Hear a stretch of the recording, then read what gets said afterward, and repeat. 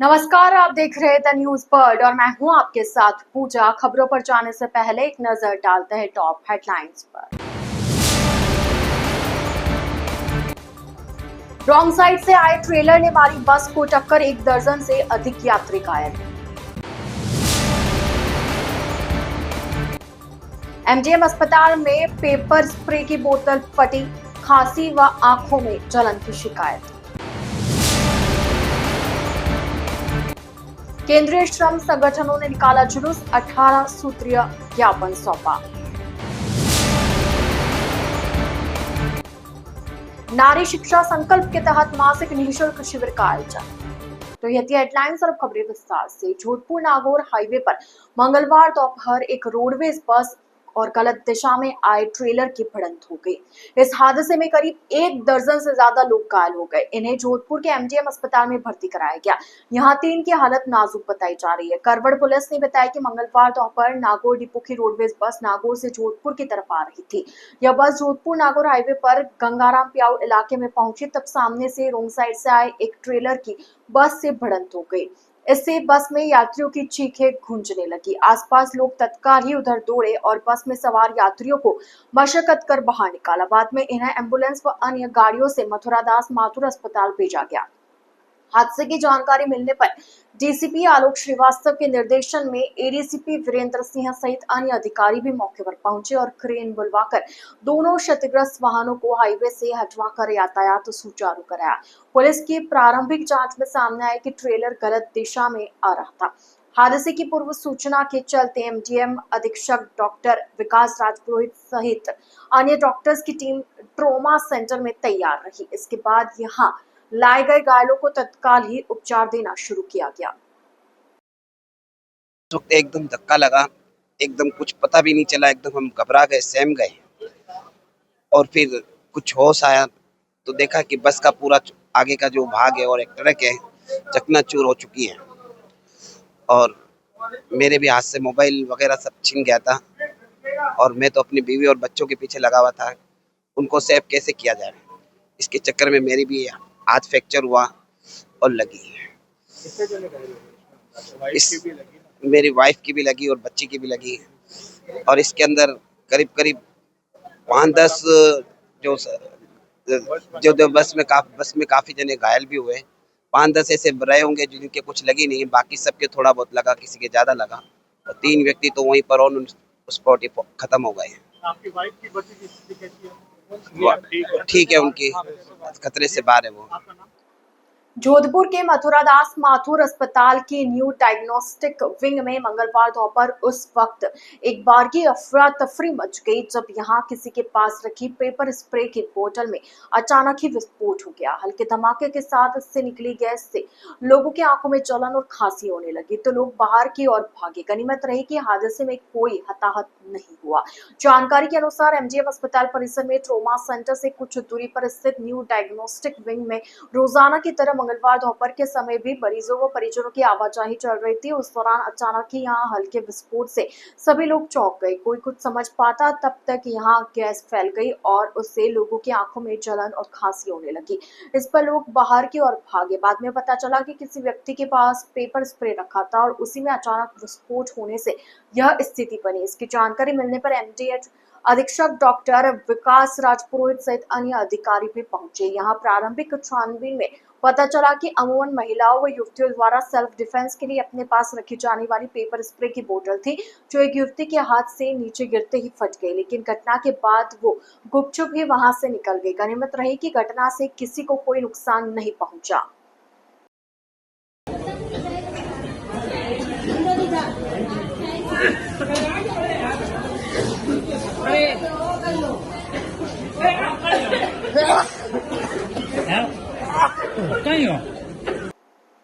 केंद्रीय trade union संगठन NWRMU, AICTU, HMS, AITUC, INTUC, RC2, CITU के देशव्यापी विरोध दिवस के तहत मंगलवार को जोधपुर शहर में भी जुलूस निकाला गया। जुलूस के बाद एक सभा का आयोजन किया गया।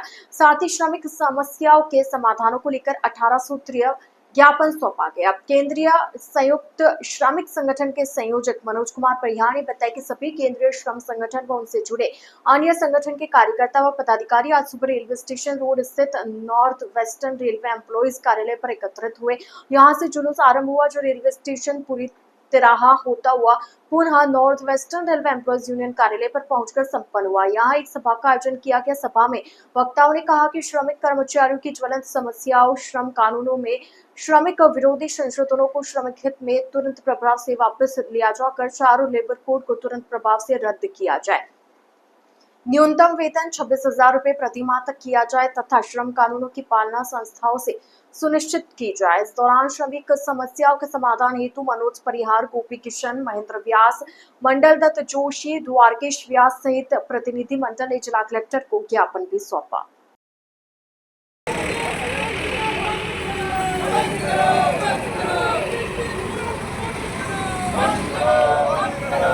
आज पूरे देश में देशव्यापी आम हड़ताल का पहले आह्वान था। जैसा कि मनोज जी ने बताया, पहलगांव की घटना होने के बाद हड़ताल को स्थगित किया, लेकिन विरोध दिवस पूरे देश में मनाया गया। आज उस विरोध दिवस के तहत हमने north western railway employees union के मैदान से एक जुलूस निकाला। लाल झंडे, लाल बैनर और अपनी 18 सूत्री मांगों के लिए नारे लगाते हुए हम यहाँ से स्टेशन होते हुए, सहकार भवन होते हुए, राज रणछोड़ जी का मंदिर होते हुए हम वापस पूरी तिराहे से होकर हम वापस इसी कार्यालय पर हम पहुँचे और यहाँ पर एक सभा का आयोजन किया। सभा को हमारी जो इंटक, एटक, सीटो, HMS, RCTO तमाम जो केंद्रीय श्रम संगठन हैं, सबके संयोजक मनोज परिहार साहब ने संबोधित किया और उन्होंने 18 सूत्री मांगों के बारे में पूरी जानकारी दी। आज हम ये कहना चाहते हैं कि जो पहलगांव में जो घटना हुई, उस पहलगांव की घटना के बाद भारत सरकार राजनीति कर रही है, विरोध पक्ष को दबाने की कोशिश कर रही है। लोग आज भी NPS और UPS का विरोध करते हैं, निजी क्षेत्र का विरोध करते हैं और ओल्ड पेंशन स्कीम की वापस हम मांग को दोहरा रहे हैं। और मुझे उम्मीद है कि चाहे रेलवे हो, चाहे सार्वजनिक क्षेत्र के जो भी उपक्रम हो, उनमें जो निजी क्षेत्र किया जा रहा है उसको सरकार बंद करे। आज संयुक्त श्रमिक ट्रेड यूनियन आंदोलन के बैनर तले जोधपुर के तमाम श्रमिक संगठनों ने जो 20 तारीख की प्रस्तावित हड़ताल थी, उसको हाल ही के अंदर हमारे देश के कश्मीर के अंदर पर्यटकों के साथ में पाकिस्तानी आतंकवादियों द्वारा गोलीबारी करके उनको मारने का काम किया। हमने 20 तारीख की हड़ताल को पोस्टपोन करने का काम किया इस बात को लेकर कि सरकार को हम और समय दें, और सरकार ने जो 4 लेबर लॉ बदलने का काम किया है उसको समय रहते वापस लेने का काम करें। सरकार जब सत्ता में आई थी तब सरकार ने वादे किए थे कि हम 5 करोड़ लोगों को रोज़गार देने का काम करेंगे, लेकिन सत्ता में आने से पहले और सत्ता में आने के बाद सरकार का रवैया साफ दिख रहा है। सरकार हर जगह निजीकरण को बहुत तेज़ी के साथ बढ़ावा देने का काम कर रही है। इससे स्थिति ये पैदा हो गई है कि जिन हाथों के पास में काम है उनका भी भविष्य अंधकार में जाते दिख रहा है। निजीकरण, निगमीकरण की ओर रोक नहीं लगाती है। मिनिमम वेज जो हमारा प्रतिदिन 1,000 रुपये होना चाहिए, 40,000 रुपये के हर कर्मचारी को मिलना चाहिए, चाहे वो प्राइवेट सेक्टर में काम कर रहा है उसको भी कम से कम इतना होना चाहिए। मेडिकल की सुविधा के नाम पर भी सरकार कुछ ध्यान नहीं दे रही है। हमारे जो खानों में काम करने वाले लोग हैं, मजदूर में काम करने वाले लोग हैं, वो बड़ी बड़ी बीमारियों से ग्रसित हो जाते हैं, उनका ट्रीटमेंट का उनको पैसा नहीं मिलता है और उनका पूरा परिवार बीमारी के झोंक में आ जाता है और निश्चित तौर पर उनको बहुत कठिनाइयों के साथ में जीवन यापन करने का काम कर रहे हैं। हम मांग करेंगे कि उनको भी अच्छी से अच्छी मेडिकल की सुविधाएं मिले, हर हाथ को काम मिले।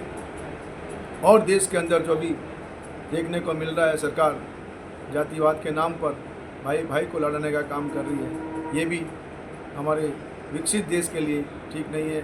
हम यही कहेंगे कि हड़ताल को पोस्टपोन किए, कैंसिल किया नहीं किया है और अगर इन पर मांगों पर अगर गौर नहीं किया जाता तो निश्चित तौर पर आने वाले दिनों के अंदर हम सब मिलकर, तमाम ट्रेड यूनियन मिलकर, तमाम देश का श्रमिक मिलकर सरकार को अपनी ताकत दिखाने का काम करेंगे।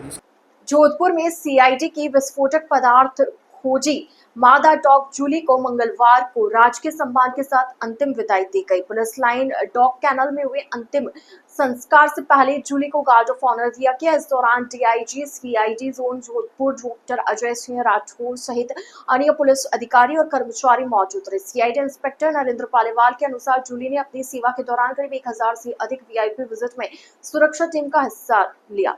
इसके अलावा मुनाबाव से चलने वाली थार एक्सप्रेस की सर्च टीम में भी महत्वपूर्ण भूमिका निभाई। 1 जनवरी 2016 से जन्मी जूली 11 अक्टूबर 2016 से जोधपुर सीआईडी में विस्फोटक पदार्थ खोजी डॉग के रूप में तैनात थे। पिछले 1 माह से गंभीर रूप से बीमार चल रही थी जूली का सोमवार शाम 6 बजे निधन हो गया। उसकी मृत्यु से पूरा पुलिस विभाग शोकाकुल है।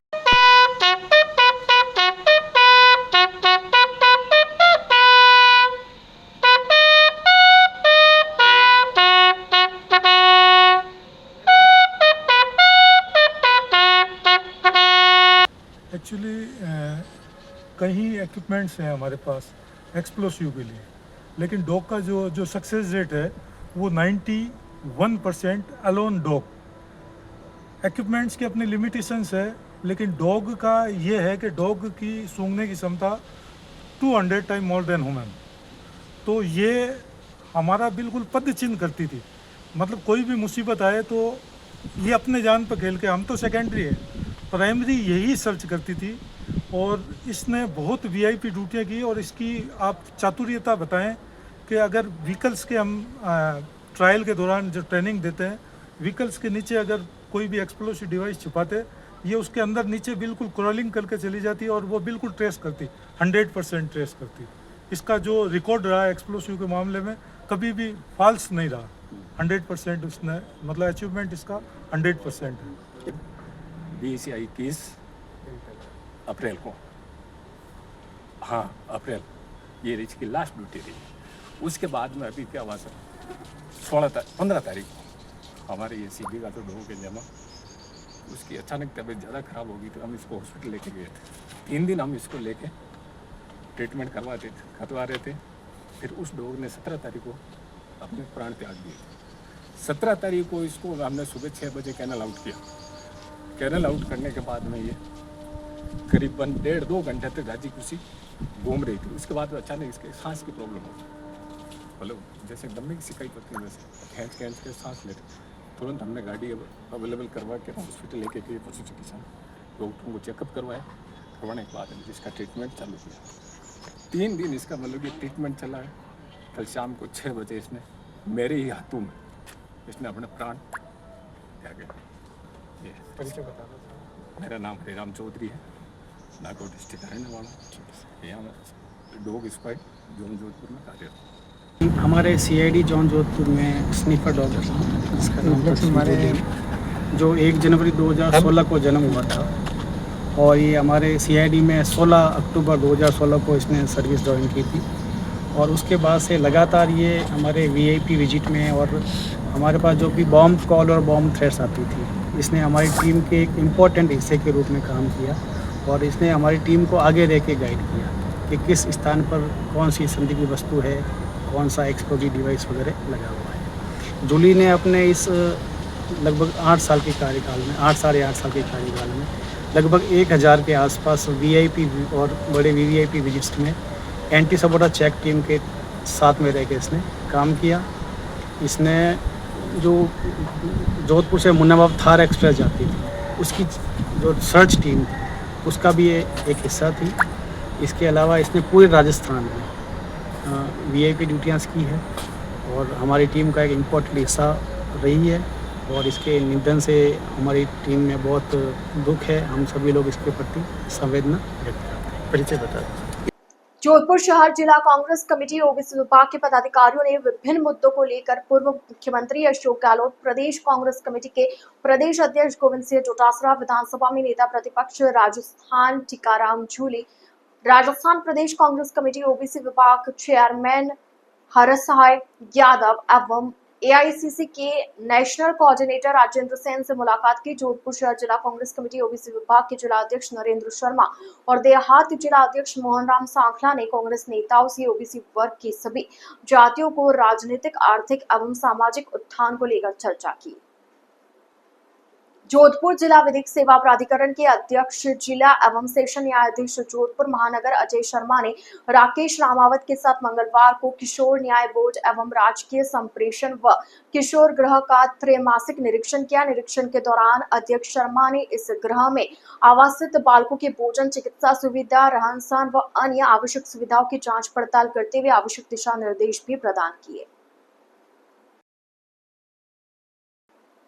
द न्यूज बर्ड के इस बुलेटिन में फिलहाल वक्त हो चला एक छोटे से ब्रेक का। ब्रेक के बाद जल्द हाजिर होंगे। आप बने रहिए द न्यूज बर्ड के साथ।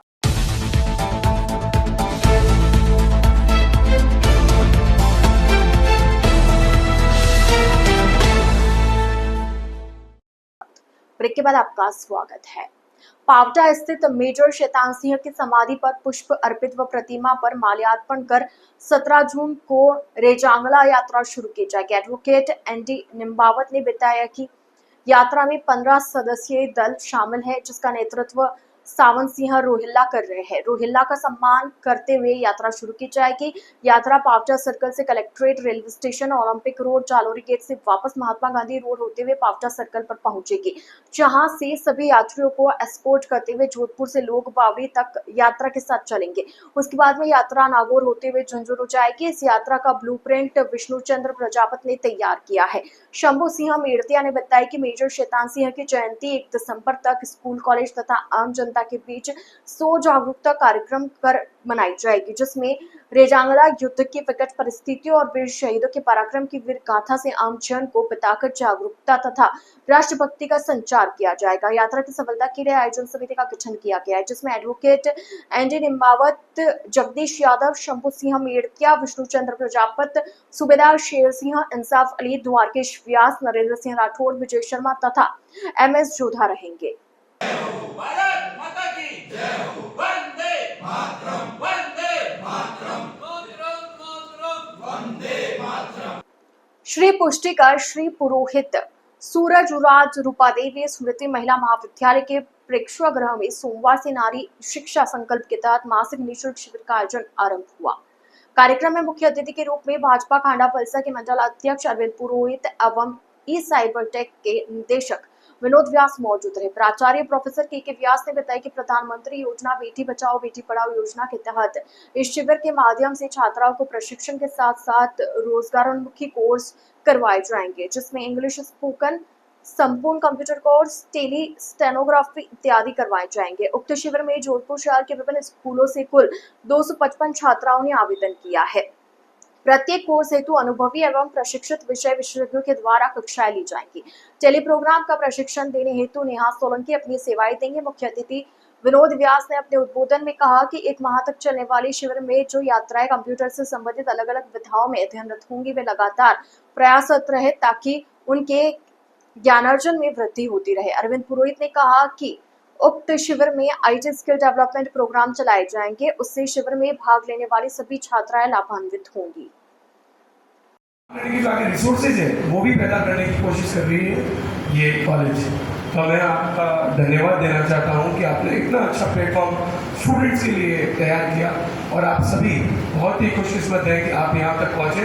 और आगे हम आपसे उम्मीद करते हैं, हम आपसे एक्सपेक्ट करते हैं कि आप भी देश में नाम रोशन करेंगी। इस क्षेत्र में हम चले जाएँ तो हमें इंफॉर्मेशन टेक्नोलॉजी की सब जगह पे आपको दिख जाएगी। आप इस इंफॉर्मेशन टेक्नोलॉजी के जरिए सभी चीज़ों का यूज़ कर रहे हैं। जैसे कि आप मोबाइल एप्लीकेशन यूज़ कर रहे हैं, अगर आप अस्पताल में जाते हैं तो वहाँ पे भी आपकी जो एंट्री होती है वो भी आजकल कंप्यूटराइज हो गई है, सब कुछ ऑनलाइन हो गया है। तो मेरा आपसे एक ही निवेदन है कि आप जो भी यहाँ पे सीखें उसको निरंतर अभ्यास करते रहें। सिरसा के सुविख्यात साहित्यकार सुरेंद्र वर्मा की स्मृति में हरियाणा साहित्य अकादमी की ओर से उनकी धर्मपत्नी चांद वर्मा और हरियाणा साहित्य अकादमी के अध्यक्ष रूप देवगुण की मेजबानी में लघु कविता सम्मेलन आयोजित हुआ, जिसमें जोधपुर के 7 कवियत्रियों नीना छब्बर, बसंती पवार ने डॉक्टर कैलाश कौशल, डॉक्टर तृप्ति गोस्वामी, ऋचा अग्रवाल, सीमा जोशी मुथा और नीलम व्यास ने प्रकृति प्रेम एवं पर्यावरण संरक्षण संबंधित लघु कविताओं द्वारा अपनी सशक्त उपस्थिति दर्ज कराई। इस भव्य सम्मान समारोह में इन साहित्यकारों की कृतियों का विमोचन हुआ और रचनाओं की भूरी भूरी प्रशंसा हुई। सब ने खुले मन से इन रचनाओं को सराहा। सभी को सम्मान पत्र, स्मृति चिन्ह, अंग वस्त्र प्रदान कर सम्मानित किया गया। कुल 52 लघु कविताकारों के संग्रहों पर आधारित आलोचना ग्रंथ का भी लोकार्पण हुआ, जिसकी प्रस्तुति सिरसा के साहित्यकार शील कौशिक ने दी। हरियाणा प्रादेशिक लघु कविता मंच की ओर से सिरसा में आयोजित लघु कविता सम्मेलन में हम जोधपुर के 7 साहित्यकार यहाँ से गए थे कल और आज सुबह ही वहाँ से लौटकर आए हैं। हम सब ने प्रकृति, पर्यावरण इत्यादि से संबंधित कविताएं लिखी थी। उन कविताओं के संग्रहों का वहाँ पर लोकार्पण हुआ और इन सभी साहित्यकारों का वहाँ सम्मान भी किया गया, जिन्हें शॉल, अंगवस्त्र इत्यादि प्रदान किया गया। इसके साथ ही जो सिरसा के एक प्रसिद्ध साहित्यकार हैं सुरेंद्र वर्मा जी, उनकी स्मृति में उनकी धर्मपत्नी श्रीमती चांद वर्मा जी ने तथा जो सिरसा का साहित्यिक मंच है उसके जो अध्यक्ष हैं रूप देवगुण जी, उन्होंने इस प्रकार से इस कार्यक्रम का आयोजन किया था और उसमें जोधपुर के साहित्यकारों की इन पुस्तकों का उन्होंने चयन किया था। यह एक भव्य सम्मान समारोह रहा, जिसमें दिल्ली, गुड़गांव और हरियाणा के जो अन्य हमारे जितने भी शहर हैं, रोहतक, हिसार इत्यादि से, कुरुक्षेत्र इत्यादि से सब वहाँ पर साहित्यकार विद्वान उपस्थित हुए थे और उन्होंने प्रकृति से संबंधित इन रचनाओं को भूरी भूरी सराहा, सबकी उन्होंने प्रशंसा की। हमारे यहाँ जोधपुर कायलाना तखत सागर की पहाड़ियों के मध्य स्थित प्राचीन बिचौलाई बालाजी मंदिर में ब्रह्मलीन महंत किशनगिरी महाराज का 19वां वार्षिक बरसी महोत्सव मंगलवार को महामंडलेश्वर सोमेश्वर गिरी महाराज के सानिध्य में श्रद्धापूर्वक मनाया गया। हिंगलाज माता मंदिर चोखा के महंत सवानंद गिरी महाराज ने बताया कि किशनगिरी महाराज के 19वें वार्षिक महोत्सव में मंगलवार को खड़ाऊ पूजन व अभिषेक किया गया। इसके बाद दोपहर में महाप्रसादी का वितरण किया। उन्होंने बताया कि बरसी महोत्सव में शहर के प्रमुख मठ मंदिरों के महामंडलेश्वर महंत व संतों के अलावा हजारों की संख्या में भक्त शामिल हुए। इसी तरह डॉक्टर अरविंद मालवीय महाराज के सानिध्य में शास्त्री नगर आश्रम परिसर को रंग बिरंगी रोशनी से सजाया गया। डॉक्टर अरविंद मालवीय महाराज ने बताया कि बरसी महोत्सव के पहले चरण में सोमवार को आश्रम परिसर में भजन संध्या एवं सुंदरकांड पाठ का आयोजन किया गया। मंगलवार को सुबह खड़ाऊ पूजन व अभिषेक किया गया।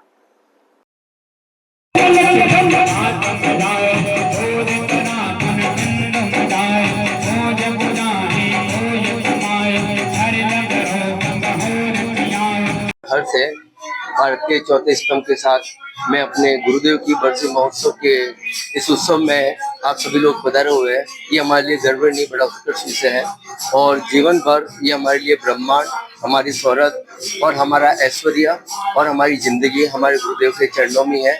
और आज के दिन गुरुदेव की बरसी का महोत्सव चल रहा है और जिसमें सभी भक्तजन, सभी जोधपुर और बाहर से भी सभी लोग आए हुए हैं और ऐसे ही कार्यक्रम हर बार होता रहे और आप सभी लोगों की दुआएं और साथ और आप द्वारा माध्यम बना रहे। यह वर्षी समारोह हर वर्ष में ऐसा आता हूँ।